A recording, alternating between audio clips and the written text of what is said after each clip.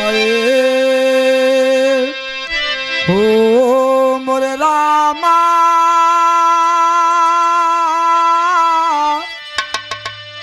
अरे मोरे रामा हो राम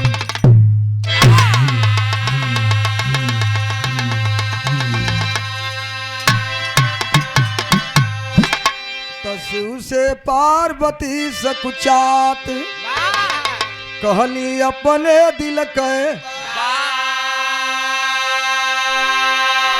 दुख से मरे दुखारी बिलखे दिनवारा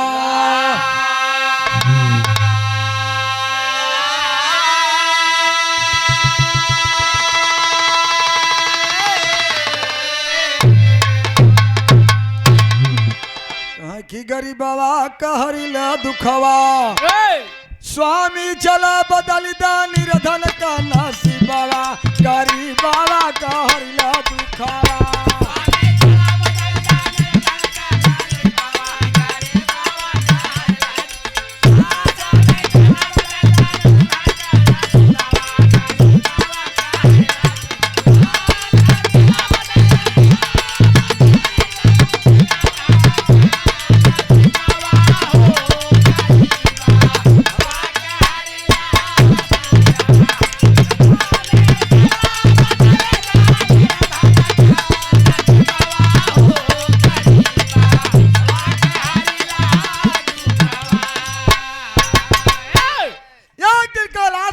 भगवान भोलेनाथ के साथ माता पार्वती जी बैठी हैं।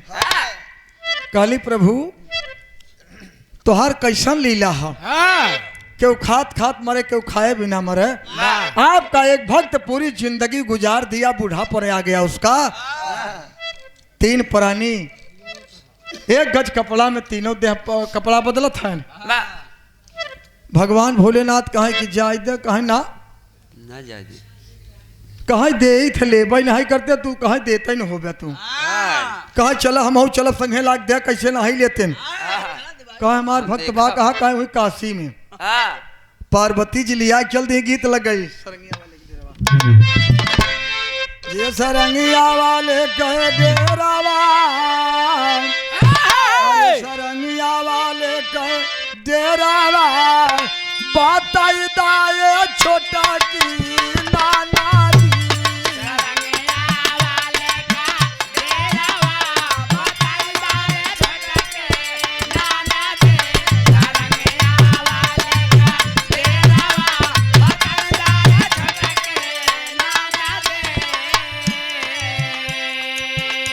भाव कभी लिखला कि चली भैले घर दानिया अरे चली भैले घर दानिया अरे भवनिया साथे उमा के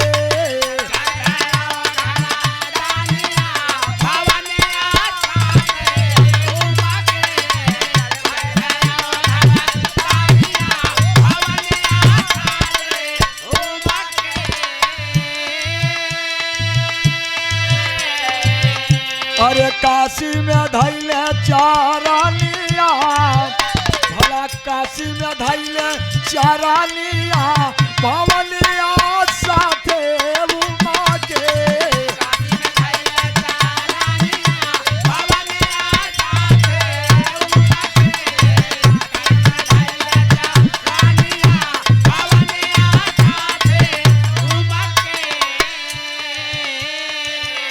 आगे आगे भगवान भोलेनाथ पीछे पीछे माता पार्वती जी सी काशी में आई गए।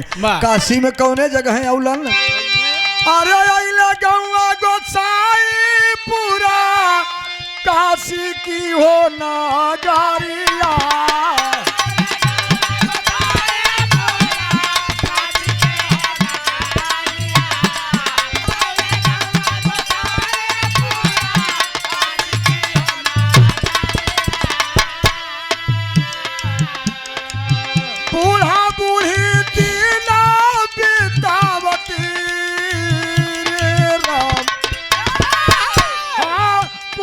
बूढ़ी तीना बितावत रहली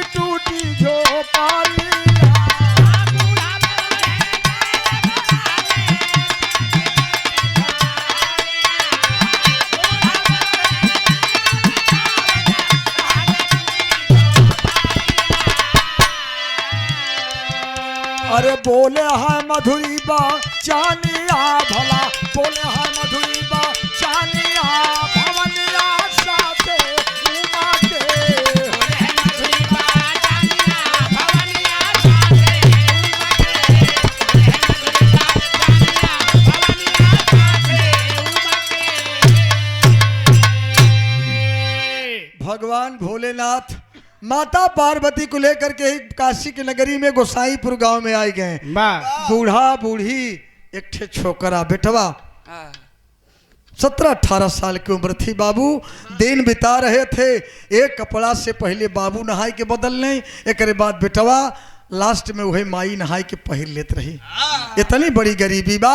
भगवान भोलेनाथ ब्राह्मण के रूप में, माता पार्वती ब्राह्मणी के रूप में, दोनों आदमी पहुंच गए दरवाजे पर। जयकार लगा दिया। अच्छा घरे में से बेटवा निकल के आई गया। बूढ़ा बाप वही माई बुढ़िया डिगुरी लिए कांपत कहीं धीरे धीरे आई गई। बैठ गया दरवाजे पर। घरे में कुछ बाना, लोटा की सादा पानी लेके माई औलस कलश की प्रभु ये पानी पीला। ये गरीब के दरवाजे कैसे आप आ गया, हम कौन भिक्षा देवे आपके। पार्वती मुस्कियात है कहीं भिखारी समझाता ही। भगवान भोलेनाथ ब्राह्मण के रूप में का कहला। यहाँ एक गीत लग गई।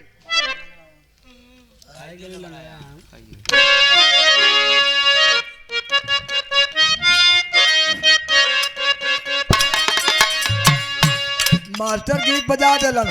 अरे खाई गयू लंगड़ाया मदान कहिया दे बुझियाई।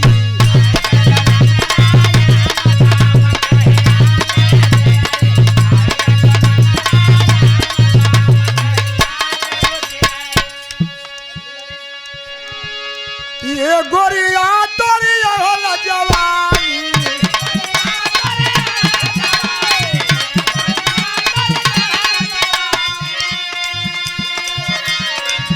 अरे लागे लाजो बनावा पे घाम दाम कहिया दे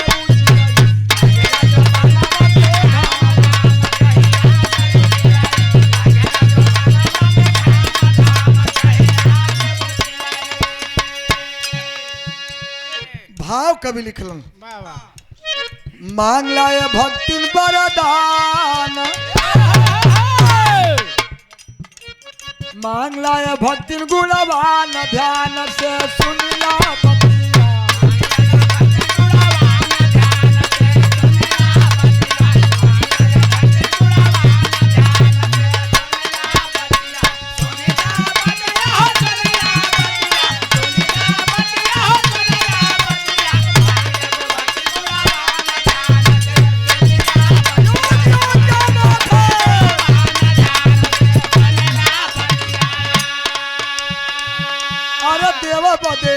बाबू देवा बदे अली वरदान ध्यान से सुनिला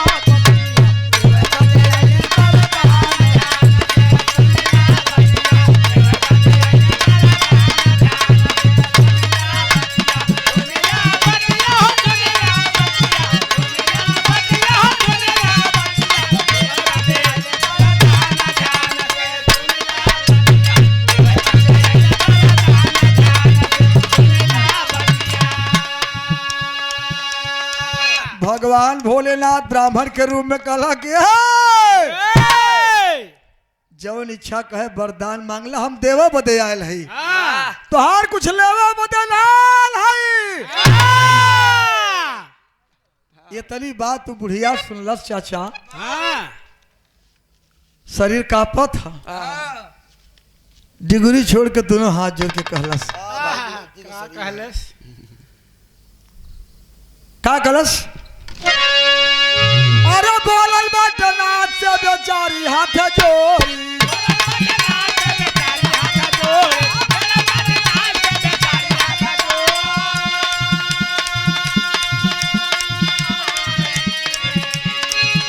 अरे ललसा पूजा देवनाथ राज बोली।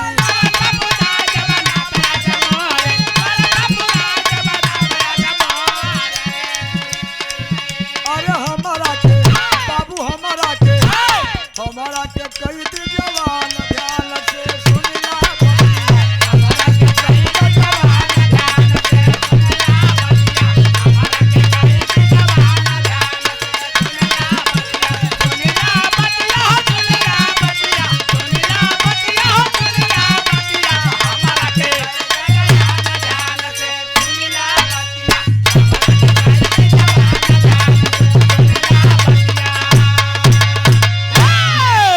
लाला सरकार जब देवल चाहत हुआ तो दे तो हमार एक ठे विनती हो। अब पार्वती जी सोचत है इन्हन का दिन लौट जाए, कुछ मांग ले ये जाज नहीं देवही के हो।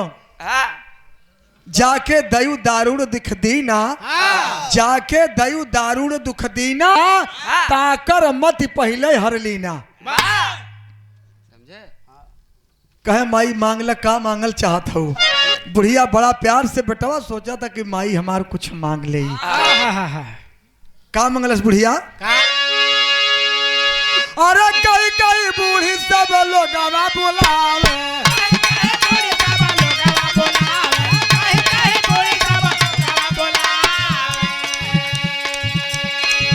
अरे हमारा गया दू जवनिया करावे।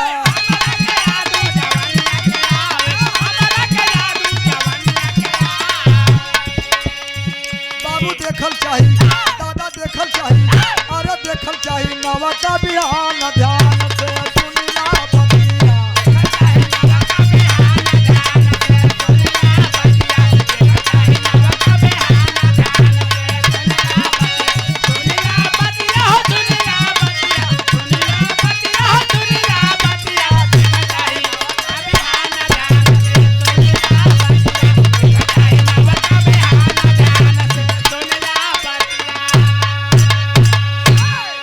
बुढ़िया कलश के प्रभु अगर आप देवल चाहत हुआ तो हमके जवान बना देता। क्या बात है? पार्वती जी मुस्कियाए लागिन, भगवान भोलेनाथ मुस्कियाने कहे अरे कहे देश हमके बुढ़िया कह के बुलाओ तो हमार जीव बड़ा लजात है प्रभु। ये कलंक है। एक बार फिर से हम नौका बिहान देखल चाहत है। भगवान भोलेनाथ कहे यो मस्त, यो मस्त, एकदम 18-20 साल का छोकरी बन गई। बुढ़िया क्या खूब सुंदर चेहरा बनाए भगवान, क्या घुघराले बाल, क्या टमाटर जैसे गाल। फोटो खींचत रहे गुरुजी। अब बुढ़ऊ बैठल हो, बुढ़िया के निहारत हो कहे है रे अब हमरे बुढ़ौती में। तब छौड़ी बन गईली तब प्यारी, और बुढ़ऊ झंका रूप, गरीबवा कहरिला दुखवा, घोड़ा चढ़ के राजा आया एक करुआ, गरीबवा कहरिला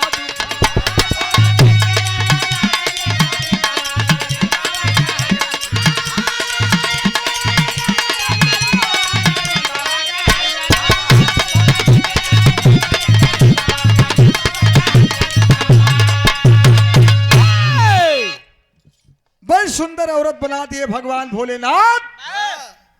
तब तक उसी के दरवाजे से भगवान वरदान धला, काशी नरेश घोड़ा पर सवारी करके जात रहलन। दरवाजे पर पहुंचे, निगाह पड़ल वही लड़की पर, तो कहे अरे यार हाय बुढ़वा अब धूरी में जेवर बरता, अब पता नहीं माघ वाली ठंडी डाकी कि ना डाकी। हाय लड़का है ये तरी सुंदर लड़की, एकरे भिखमंगा के दरवाजे पर राजा काशी नरेश घोड़ा पर बैठा के लेके चल दे, लेके चल दे। तब भगवान भोलेनाथ ब्राह्मण के रूप में बुढ़ऊ से कहे कुछ तो हम मांगला। बुढ़ऊ कहे अब हम का मंगबे करी। बड़ा आत्मा क्रोध में भइल कि हमके छोड़ के बिटिहनी बन के जात बा। तो भगवान एक ठे वरदान ऐसा था, का कहलन हाय के नदिया अरे नदिया रे नदिया,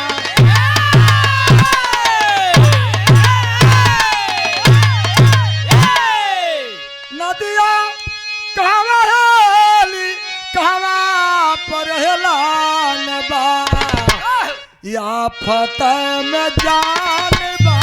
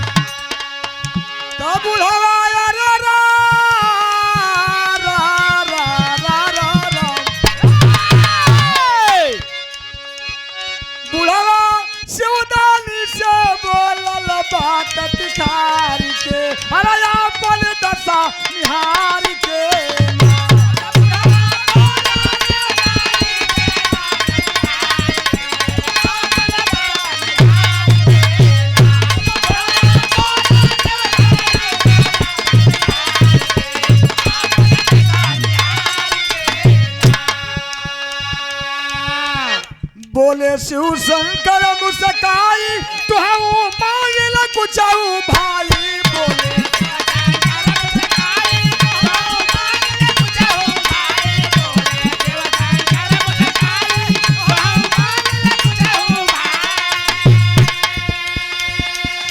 अरे बुढ़ावा शिवदानी से बोलल या सुधार के अरे अपन दशा निहार के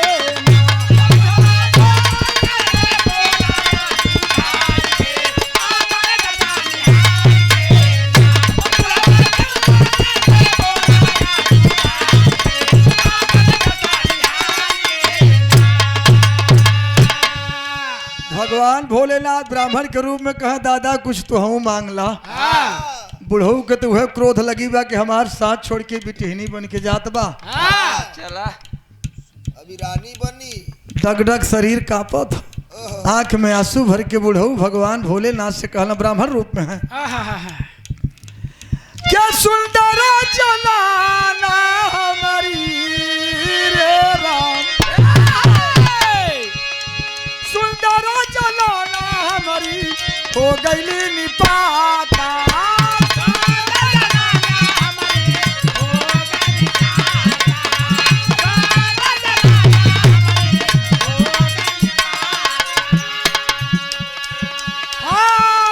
काशी का नरेश देखा काशी का नरेश देखा सो जवान हले जाता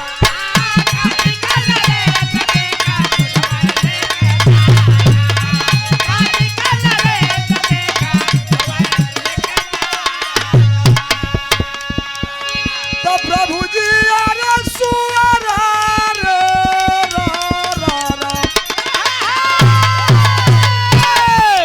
प्रभु जी सुअर बना दा जल्दी वही छिनार के अरे अपन दशा निहार के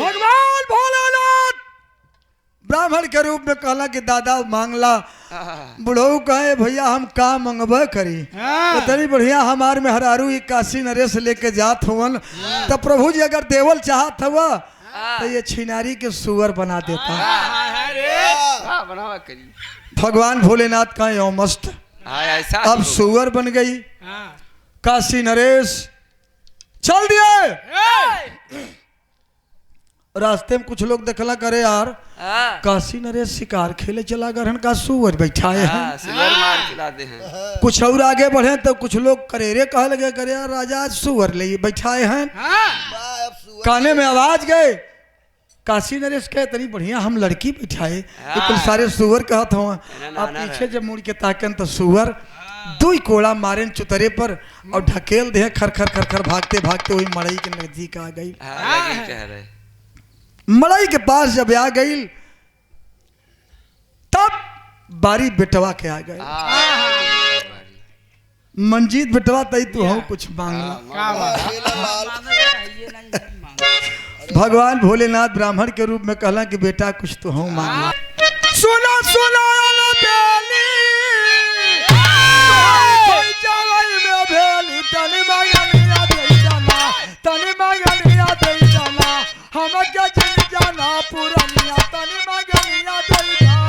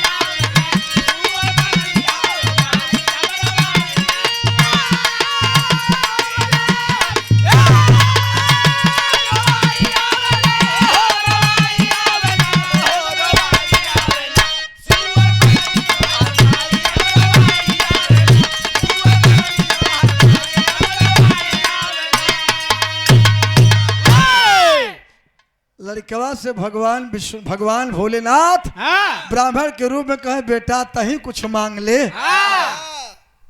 अब मांग बच्ची तो अब लड़का का मांगे का नंबर तो लड़का सोचा था कि हम मांगे तो का मांगे, धन दौलत मांगी तो हमार माई सुअरे रह जाई। लोग कहिया इशारे का देखा हाँ राजा बन के बैठल बा कर माई सुअर भइल बा। कहा गया है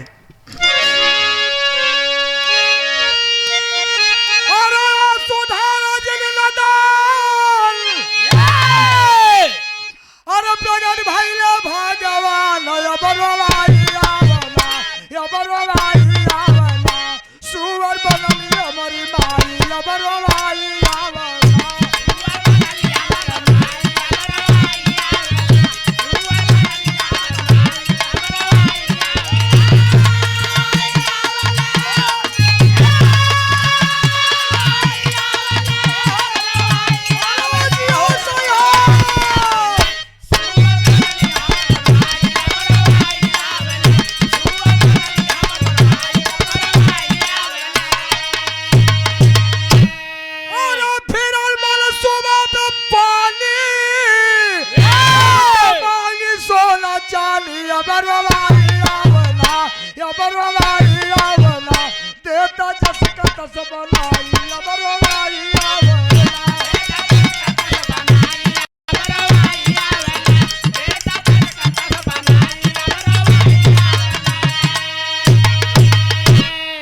लड़का कहा सरकार का मांगी हमार माई तो सुअर बन गए।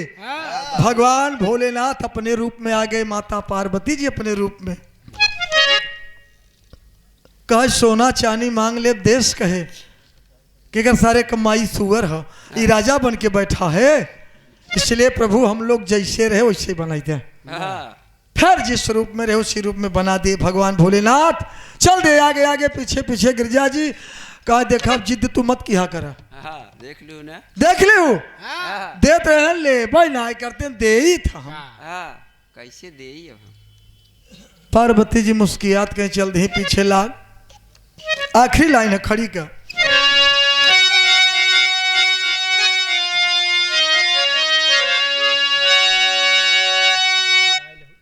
आए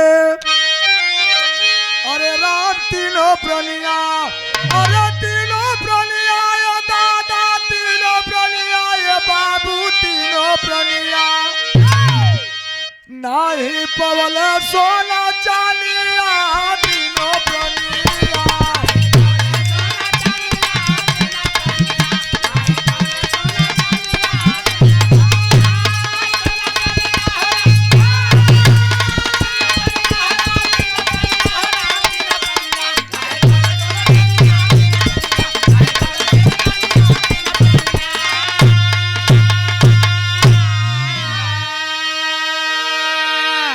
बदल सके भगवान नहीं अब खुद दुखिया के नसीब।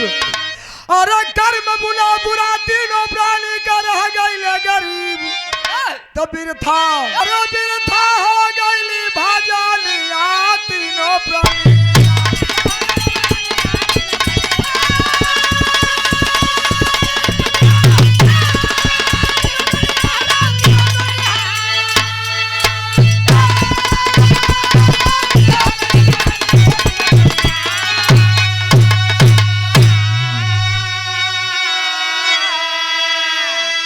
शिव शंकर से पार्वती जी कहन लगी मुस्काया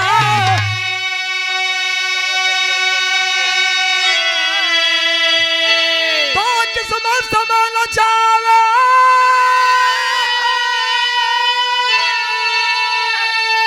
और देख हालू अजमा के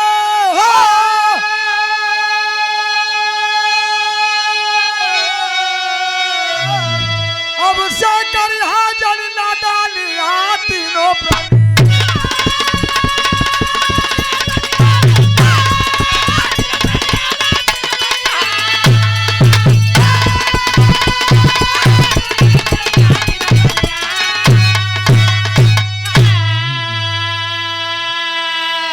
किस्मत नाच नचावे सबके देख लहलू अजमा के ऐसन करी हो जन दनिया तीनों प्रणिया। समय सबको नाच नचाती है।